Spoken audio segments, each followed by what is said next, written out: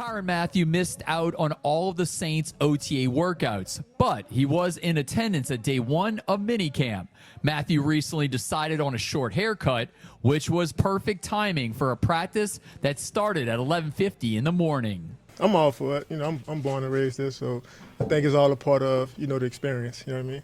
Mathieu returned to New Orleans to play for the Saints during the Dennis Allen regime. Now he's all in on what Kellen Moore can bring to the black and gold. Change is good sometimes, sometimes. So I think everybody's excited. You know what I mean? People watched him, from afar, throughout the league. And, when he was in Dallas, it was one of the highest scoring offenses. And, obviously when he went to Philadelphia, Philadelphia was kind of struggling offensively for a minute. And then he came and then he went back to the Bulls. So, I do think he has some type of impact on team. And, he played the quarterback position, so he knows ball, and I think that's a good perspective to have because it is an offensive league. This offseason, Mathieu reworked his contract to make sure he stays in New Orleans for the 2025 season.